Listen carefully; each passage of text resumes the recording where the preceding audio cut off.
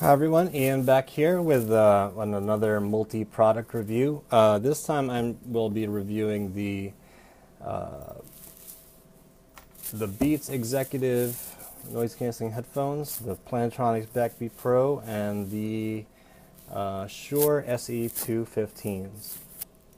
I recently took I took all three of these on an intercontinental flight several flights from New York to Beijing, Beijing to Manila, and then Manila to LA, and LA to New York. So these have logged several miles. The Shure SE215s I've had for a long while, and they've always been in my carry-on. I've had these for 3 years, and I wanted to compare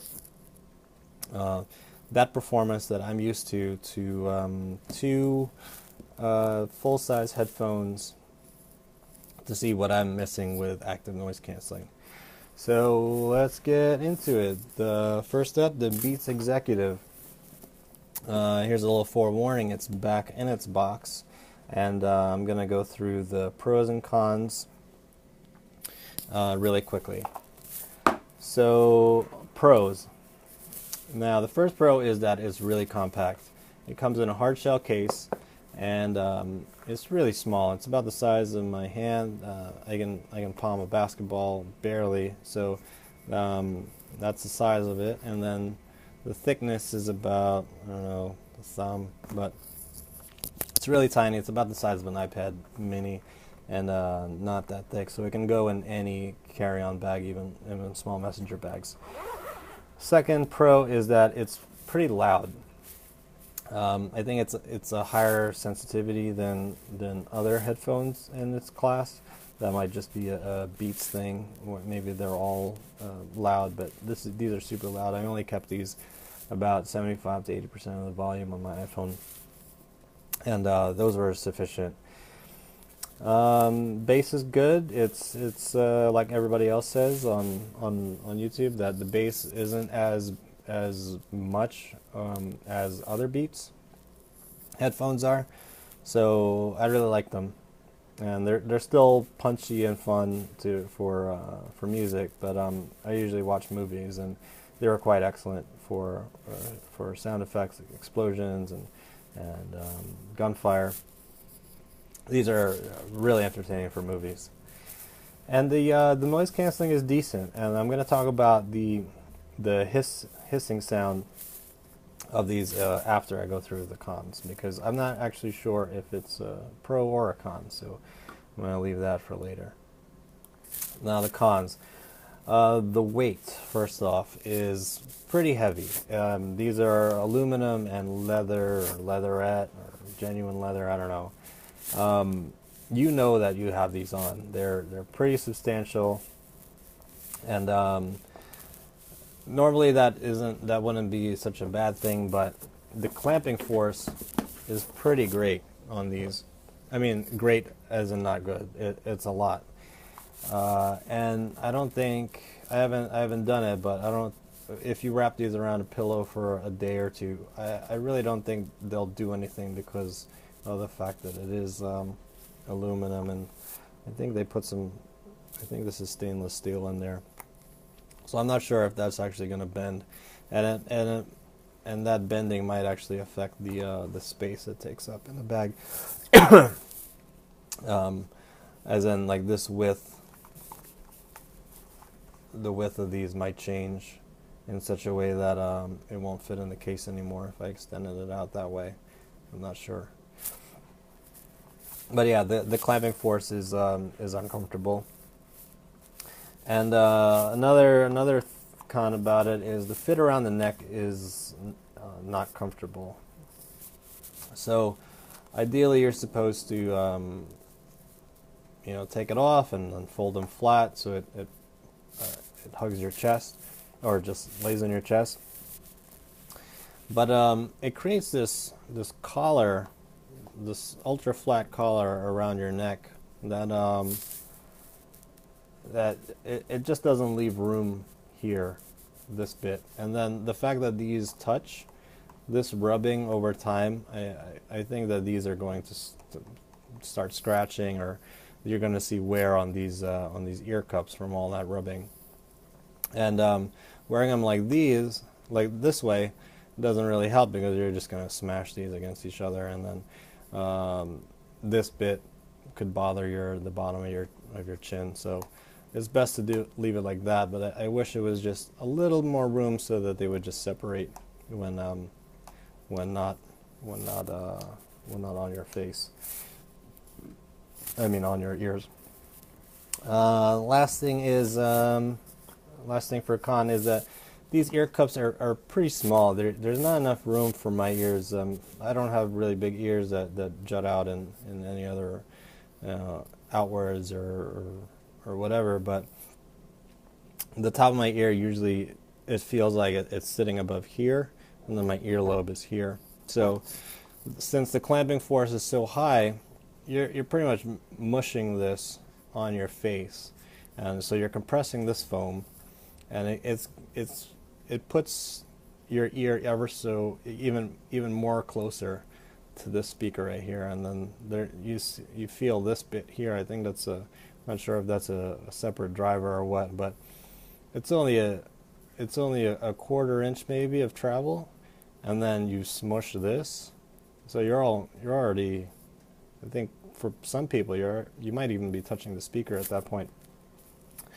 So yeah, they're just not comfortable to wear or even kind of rest on your neck or on your chest when not listening. So that was a big deal breaker for me. Now going back to the hiss, it's actually not bad for planes, considering that there are other competing noises besides the engine noise of a plane. There's the airstream, the attendant calls, all those dings, and all the talking around you. No noise canceling headphone is going to get you 100% of the way to drown out all those noises. I think these will get you around 85 to 90% of the way. It's just that last 10%. I don't think you're going to get there. And that hiss actually is good for a plane, considering that it's not going to cancel out that airstream. You're going to hear a slight hum, or not. The humming noise is really the engine. Now I can't really describe the airstream noise, but the hiss is gentler than that remaining 10% of noise that aren't being canceled. So you're not gonna get absolute silence from these, obviously not these, or any other headphone. So I think if you find these at a good price, I found these on Staples for $159, and I had some rewards points that effectively brought the price down to $120. So if you can find these and use them just for airplanes, I think they're an excellent buy, or even commuting on a train. I think they're a good purchase. But I would only recommend them if you have a smaller head than I do. I have my hat size is 7 1/4, and my neck size is 15 or 14 and a half. So if you're smaller than that, then all the more to you. Maybe these will work for you, but as such, it's just not for me. So on to the Backbeat Pros.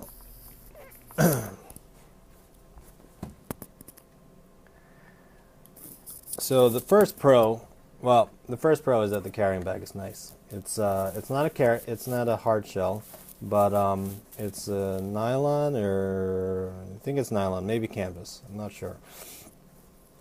But it's fairly compact and flat. I think this only goes up maybe 2 inches or 2 1/4 inches. So it'll fit in a messenger bag, or a large messenger bag, or a backpack. I wish they had rounded off these edges, but to make them even smaller. But that would probably add to the manufacturing cost. So I guess it's just a rectangle or square.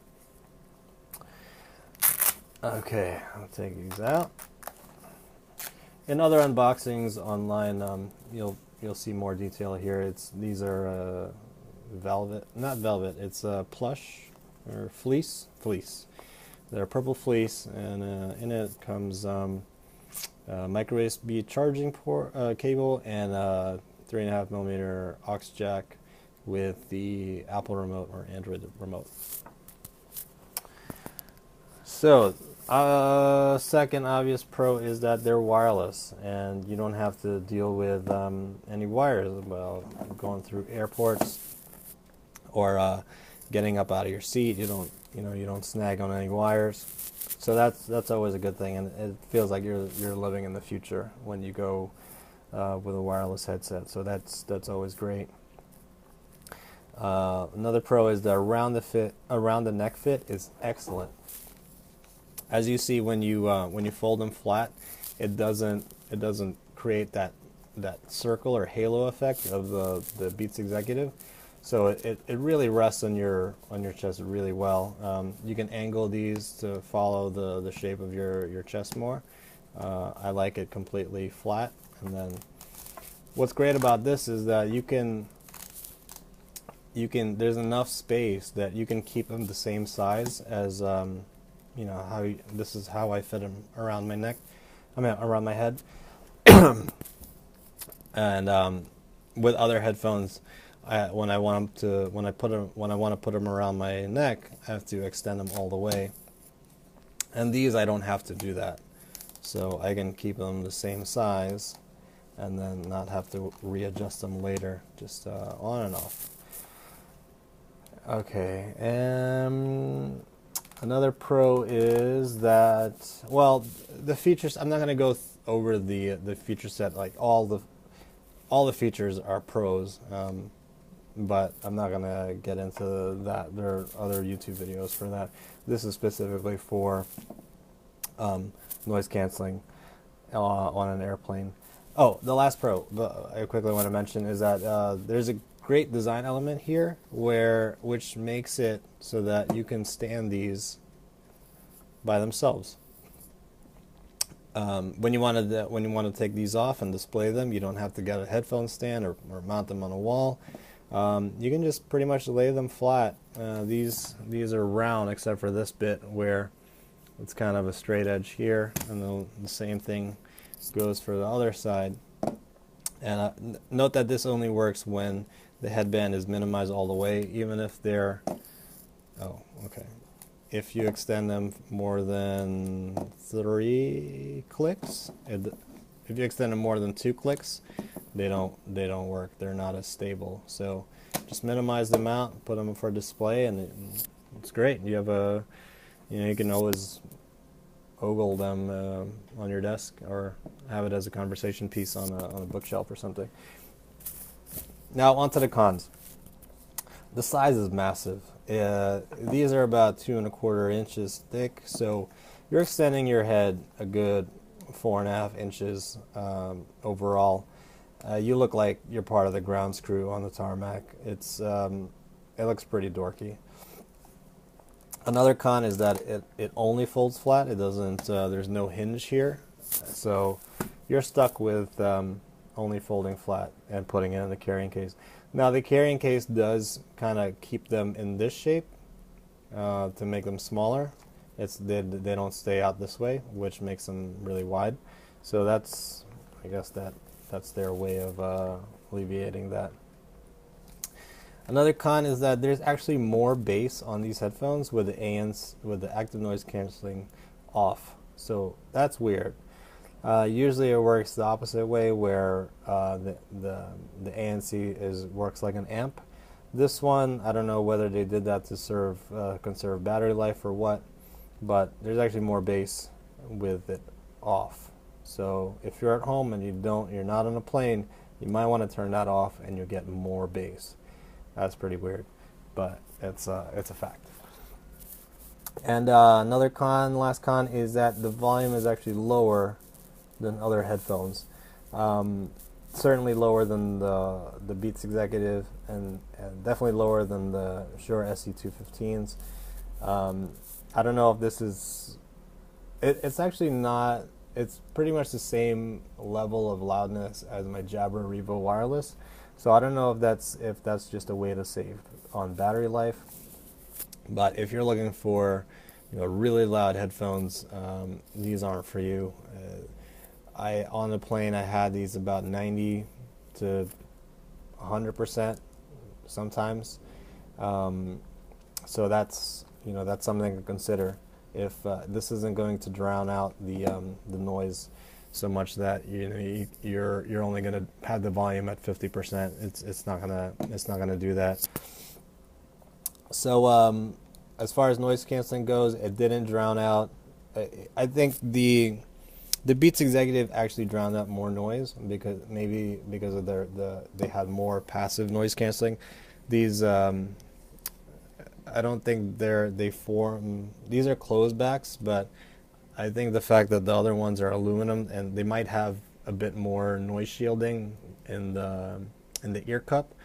This allowed more ambient noise in, even with the noise canceling off. So that's something to consider. I think if the Beats got you 85 to 90% of the way with the passive and active noise canceling combined, I would say this gets you to 85% of the way with the noise canceling, just because the passive noise canceling isn't quite there. But yeah, I guess that's all I have to say about the Backbeat Pro. And now on to the Shure SE215s. So I've had these for about 5 years, and this is pretty much become my benchmark for travel noise canceling solution for travel. I guess that was redundant. Anyway, the pros are the size. This fits in any pocket, and you can pretty much take it anywhere with you. It fits in your pants pocket, a jacket pocket, any carry-on. You'll always have it. You don't have to worry about battery life because it is wired, and it's just really handy. The foam tips. Here I have, I think these are Westone tips. I have also the Monster Super tips here, the silicone tips, and then a Westone silicone tips. These Westone foam tips I found have worked best on planes, even better than the Comply foam, which I think the Comply foam that I had was the Sport edition, so it was a little more porous than this one. So this one is it looks like a thicker foam. It's smoothed out, so it blocks out a lot more noise than other tips. So this works great for a passive noise canceling on a plane. And surprisingly, compared to the Backbeat Pro and the Beats Executive, this blocks out the foam tips. Effectively cancel out the same level of noise as the Beats Executive, without the high price tag or having the need for batteries and that bulky weight. So yeah, if you're looking for a great passive noise canceling earphone, I would go with, well, not specifically these, but any in-ear monitor or earphone with a foam tip. I mean, it's crazy. I didn't think that. I thought the active noise canceling would be another world. Maybe I need to try out the Bose QC25 to know for sure. But as far as the noise on the plane, the Airstream, this really knocks out 95% of all noises. The attendant calls and the talking are still going to be there. You're going to hear a lot more microphonics, like stuff if you're chewing gum, if you're chewing or talking. I don't know, if you're mumbling to yourself, you're going to hear that more with these because it muffles everything inside your head. So you are going to get that. But yeah, these are the way to go. As far as the cons go, you know, they're wired, so it's annoying. Usually I route these through the back of my jacket, so I don't have to worry about them, and then I have them wired to my iPhone in my suit breast pocket that way, so I don't really have to worry about the wire. When I take them out, I just let them dangle from my neck. Another con is that ear fatigue does set in, being that these are expanding out of your ear canal. You're going to want to take them off after, I'd say, 2 to 3 hours. I haven't found sleeping with them on to be comfortable. So if you want to sleep on a plane, maybe the headphones are a better option for you. And another con is that it doesn't have the cans of headphones that kind of rattle and rumble with the bass. You're not going to get that, so it's not going to be as fun as full-size headphones. You're never really going to get that thump. You're not going to get the thump in the chest. No headphone is going to do that for you. But if you want to have some more, more fun sensation of being in the music, I really doubt that you're going to get them from in-ear monitors. Maybe you're different. Your mileage may vary, but I don't really get those from these. So this is a good. I'm still going to keep these in my carry-on just as a overall backup solution if I run out of batteries, or I don't know, for whatever reason. I'm always going to have these, and I keep an airline adapter in here if I want to watch movies. So yeah, what it comes down to is I'm going to keep the Backbeat Pros, even though they look dorky and they're massive, and I have to worry about battery life. I'm just going to keep these two with me for travel. I find sleeping with these, or if I want to kind of block out noise and read my Kindle, these are the way to go.